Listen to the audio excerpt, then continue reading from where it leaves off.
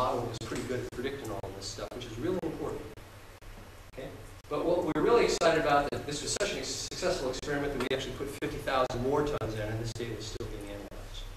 No indication that there was any hiccups from the rock formation. We can take the information, and I'm really going to kind of step through this because it's getting kind of at the end of our time here. We can use some of the information to make predictions about the storage capacity of this particular formation. What we think is there's a 1.5 billion metric tons statewide of capacity in this rock formation. And this green to red, good to bad, just indicates the rate or the amount of CO2 we could conceivably inject in that rock formation in these counties, with the highest being 60 million tons of CO2 injection in one of these counties where this rock formation is especially appropriate. Now, I was going to go through another little rock formation and description of this one, because it's even more impressive. It's about 20 times more significant of a CO2 sequestration reservoir. But I don't think we've got enough time to do this. The only thing I'm going to do here is something that's kind of fun. If we consider this other Mount Simon sandstone, this deep injection zone, what I want to do is, just because it's kind of fun, I mean, same sort of pictures. These are pictures of pore spaces, and you can see in that picture that there's an awful lot of blue stuff. There's a lot of porosity. And this rock formation ends up being in especially desirable parts of the state of Michigan. Nearly 1,000 feet thick. Okay. Nearly 1,000 feet with 10 to 15% porosity. That's a huge volume of storage capacity in the subsurface. All right, well, let's just jump and kind of finish up here with, and again, this is a similar map showing the potential for sequestration in the state. In this case, we've got 29 billion metric tons. It's really quite localized here in southwestern Michigan. Right here, that formation exists in the subsurface and could be an outrageously significant CO2 storage CO2 sequestration reservoir. And this is a little mock-up that a guy at the Grand Rapids Press put in his newspaper about relative to a project that was proposed for out in Holland, Michigan. Okay.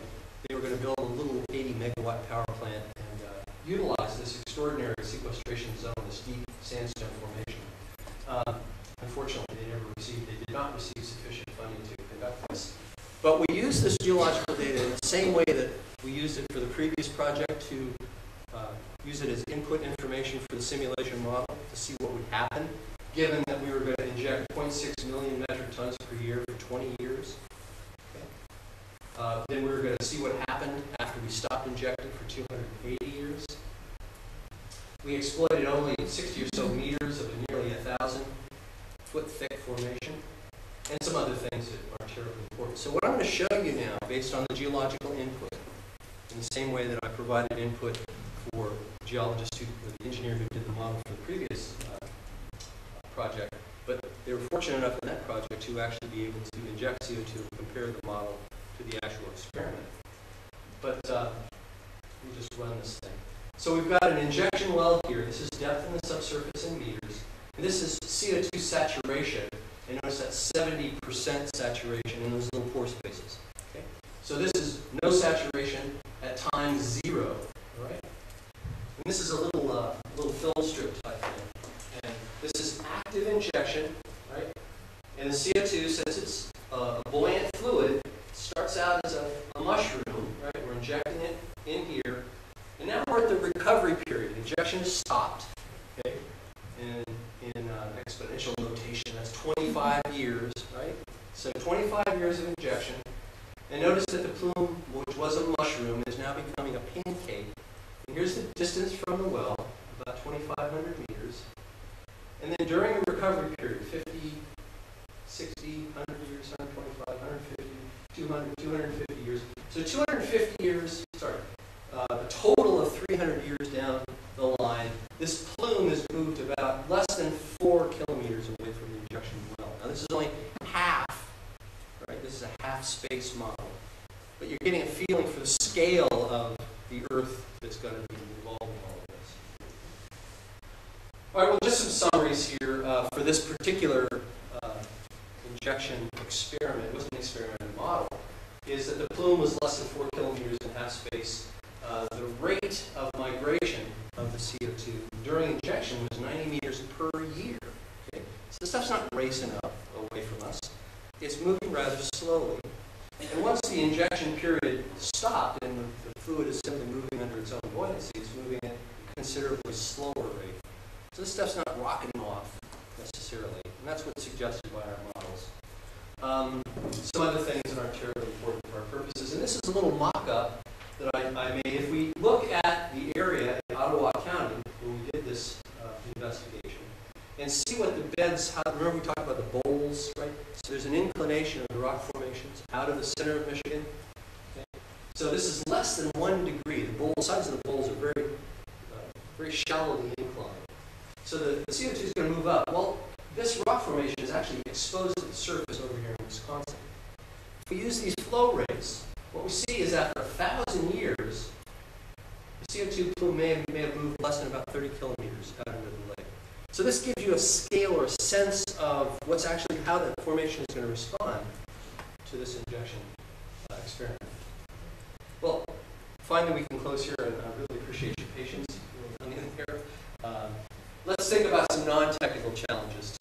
I've talked a lot about the nuts and bolts of how geologists contributes to understanding the feasibility of this. Hopefully you believe that there's some merit in considering this initiative of sequestration. But there's a bunch of other stuff, public understanding and acceptance. There is substantial concern about the potential environmental impacts of undertaking this kind of activity. People think all of a sudden groundwater and soils and the atmosphere, for goodness sakes, is going to receive the CO2. And again, the geologist's job and the folks who are involved in this kind of initiative, their job is to be confident that these things are going to be secure and that they're not going to see the negative impacts of escape of CO2 into the groundwater, soils, etc. So public understanding, especially and acceptance, is a fundamental issue because without the acceptance of the public, permits won't be issued to do this kind of work. We won't do it. There are regulatory agencies who must be convinced that these are safe activities. Now, furthermore, there's got to be clear legal and regulatory framework. Who owns those holes in the rock surface underneath? Are you, as a homeowner, going to allow somebody to put CO2 into the rock formations that underlie your residence? People get paid if you have oil or natural gas that they extract from your mineral rights. Okay, so that's got to be established. And certainly, regulatory framework. How confident do we have to be before we're confident enough to issue a permit to conduct these activities? These things are all in flux. And finally, this is actually the fundamental aspect of all this, that there's got to be some sufficient cost for emitting greenhouse gases such that you would want to, as a corporate entity, undertake this kind of mitigation. That is that the cost of emitting greenhouse gases has got to be more than the 115 to 130% of the cost to capture and store CO2 that it would cost you to undertake this. Why would you do this if it was cheaper to let it go out the smokestack? So there's got to be laws that say you can't do that, or you have to pay more money than it would cost you to mitigate that stuff. It's the way the free market works with regulation. So really what that points to is regional or national, preferably, and even more preferably international cap and trade programs, which would invoke expense on the emissions of CO2 in complex ways that we Okay, well, again, you've all been very patient. I certainly appreciate your interest and attention, and thanks very much.